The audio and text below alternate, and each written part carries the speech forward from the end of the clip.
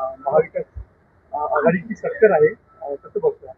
नाही, मी खरं तर सुरुवातीलाच राज्याचे सन्माननीय मुख्यमंत्री आदरणीय देवेंद्र फडणवीस साहेब, उपमुख्यमंत्री आदरणीय एकनाथजी शिंदे साहेब, आदरणीय उपमुख्यमंत्री आमच्या राष्ट्रीय अध्यक्षा सुनेत्रा काकी पवार असतील, भारतीय जनता पक्षाचे सन्माननीय प्रदेश अध्यक्ष रवींद्र चव्हाण साहेब असतील, आदरणीय तटकरे साहेब असतील, त्याचबरोबर शिवसेनेचे जे समन्वयक मंत्री आहेत, उदय सामंत साहेब आहेत, इतर सर्व भरत शेठ गोगावले असतील, सगळेच त्या सगळ्यांचेच या निमित्ताने मी आभार मानेन की महायुतीचे उमेदवार म्हणून आदरणीय राणे साहेबांचा सुद्धा मी आवर्जून उल्लेख करीन की त्यांनी सगळ्यांनीच आज अनिकेतबाई तटकरे यांचा उमेदवारी अर्ज महायुतीचे उमेदवार म्हणून दाखल करत असताना त्यांना आशीर्वाद दिले.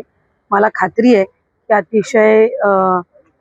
अतिशय यशस्वीरित्या ही निवडणूक प्रक्रिया पार पडेल आणि या निमित्ताने जे या निवडणुकीतले सर्व मतदार बंधू भगिनी आहेत यांनाही, स्थानिक स्वराज्य संस्थेचे सर्व प्रतिनिधी असतात यांनाही, यांचे आम्ही जे महायुतीचे सर्व आहेत यांचे आम्ही आभार मानतो की त्यांनी या उमेदवारीचा अर्ज दाखल करत असताना आज आम्हाला सगळ्यांनाच आणि उमेदवार म्हणून अनिकेतबाईंना आशीर्वाद आणि पाठबळ देण्यासाठी उपस्थित आहे.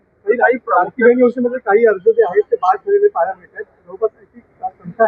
अर्ज बाद झालेले नाही आहेत. खरं तर महायुतीची एक सर्वात महत्त्वाकांक्षी योजना म्हणजे मुख्यमंत्री माझी लाडकी बहीण योजना आहे. याची KYCची प्रक्रिया ही साधारणपणे गेल्या वर्षी ऑगस्ट महिन्यामध्ये सुरू झाली होती आणि त्याला पहिल्या सुरुवातीच्या ह्याच्यामध्ये जवळपास 3 महिन्याचा कालावधी देण्यात आला होता.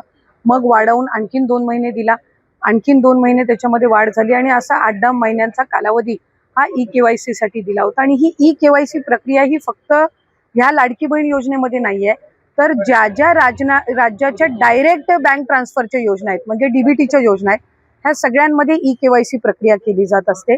आणि हा जो 80 लाखाचा आकडा आहे हा फक्त KYCचा नाही, यात KYCचे काही महिला असतील ज्यांनी KYC केलेली नसेल इतक्या मुदतीत सुद्धा तेही आहेत. काही आम्हाला गेल्या 10-10.5 महिन्यापासून आम्ही एक IT विभागाचं म्हणजे इन्कम टॅक्सचा आम्ही जो आकडा, ज्यांचं उत्पन्न 2.5 लाखापेक्षा जास्ती आहे, हा डेटा जो आहे हा आम्ही त्या ठिकाणी मागवलेला होता. त्याला साधारणपणे 10-11 महिन्याचा कालावधी गेला. तर त्या जवळपास एक 11, 11.5, 12 लाख हा तो डेटा याच्यामध्ये 80 लाखामध्ये समावेश आहे. याच्यात 4.5-5 लाख अशा महिला आहेत ज्या 65 वयोगटाच्या पुढे गेलेल्या आहेत, जे वयाचा निकष आहे तर त्यामध्ये असतील. त्याच्यानंतर याच्यात सरकारी कर्मचारी ज्यांनी लाभ घेतला होता ते काही हजारांमध्ये होते, 14,000-14,500 असतील. त्यांच्याकडून वसुली जी आहे ही गेल्या 8 महिन्यापासूनच सुरू आहे, त्याच्यामुळे ते याच्यामध्ये आहेत. तर अशा पद्धतीनं काही नमो शेतकरीचे आहेत जे नमो शेतकरीचाही लाभ घेत होते, याचाही घेत होते. तर अशा पद्धतीनं ते साधारणपणे हा आकडा आहे. याच्यात सुद्धा काही आमच्याकडे ज्या लाभार्थी महिला आहेत यांनी विनंती केलेली आहे की त्यांनी KYC करून सुद्धा त्यांना लाभ हा बंद झालेला आहे. आम्ही त्याची फेर तपासणी करत आहोत जेणेकरून कुठलीही महिला जिनी KYC केलेली असेल ती लाभापासून वंचित राहता कामा नये. त्याच्यामुळे राज्याचे मुख्यमंत्री देवेंद्र फडणवीस साहेब, एकनाथजी शिंदे साहेब, आदरणीय सुनेत्रा काकी असतील, मंत्रिमंडळ असेल, याच्यानी आपण ती ज्यांनी KYC केलेली आहे पण त्यांचा कदाचित काही कारणास्तव टेक्निकल अडचणीमुळे लाभ बंद झाला असेल ती आम्ही करतोय.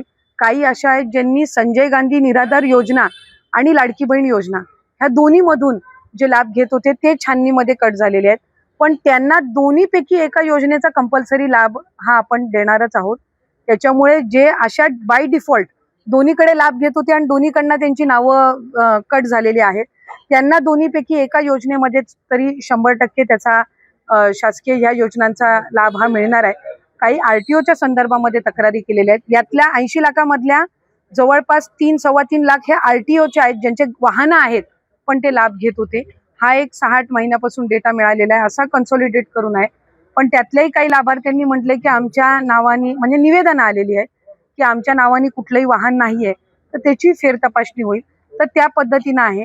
आणि साधारणपणे ज्यांनी KYC चुकवलेली होती त्यांना 30 एप्रिलपर्यंतची मुदत ही देण्यात आलेली होती दुरुस्ती करण्याची. त्यामुळे असं आहे. आणि अजून सुद्धा फेब्रुवारी-मार्च महिन्याचा लाभ हा आम्ही गेल्या आठवड्यापासून वितरित करायला सुरुवात केली आहे. त्यामुळे हा आकडा किती असेल म्हणजे वितरित केल्यानंतर हा 7-8 दिवसाच्या कालावधीमध्ये लक्षात येईल. अनिकेतजींच्या उमेदवारी 2 अक्षर प्रामुख्याने घेतले गेले. एक म्हणजे भास्करराव चव्हाण घराण्याशाहीचा त्यांनी उल्लेख केला आणि दुसरी गोष्ट म्हणजे मागच्या टर्ममध्ये अनिकेत सरकार एक चिठ्ठी फिरले आणि तिथे आम्हाला घेतला की प्रशासनाच्या लोकांमध्ये आणि त्यांच्याकडे नाही, खरं तर भास्करराव जाधव साहेब ज्येष्ठ नेते आहेत, त्याच्यामुळे त्यांच्याबद्दल काही वक्तव्य करण्याचा एक कार्यकर्ता म्हणून, एक छोटी कार्यकर्ता म्हणून मी त्याच्यामध्ये म्हणजे फारसं काही स्वारस्य हे करणार नाही. पण महायुतीचे उमेदवार म्हणून अनिकेतजी तटकरे यांना उमेदवारी दिलेली आहे आणि उमेदवार हे महायुती ठरवत असते. त्यातून त्यांचा 6 वर्षातलं कामकाज असेल गेल्या वेळेसचं ते ग्राह्य धरून असेल आणि त्याचबरोबर महायुती म्हणून जे उमेदवार ज्या ज्या वेळेला ठरवले जात असतात, खरं तर प्रत्येक पक्षाला किंवा युतीला किंवा आघाडीला अधिकार असतो मूल्यमापन करण्याचा. त्यामुळे इतरांनी काय उमेदवार वगैरे केलेले आहेत यावर मी दुसऱ्या पक्षाच्या याच्यावर भाष्य करणार नाही. पण आज मी राज्याचे मुख्यमंत्री, दोन्ही उपमुख्यमंत्री आणि महायुतीच्या सर्व नेत्यांचे आभार मानते. त्यास त्यांच्या पाठबळातून, आशीर्वादातून अनिकेतजींना उमेदवारी मिळाली.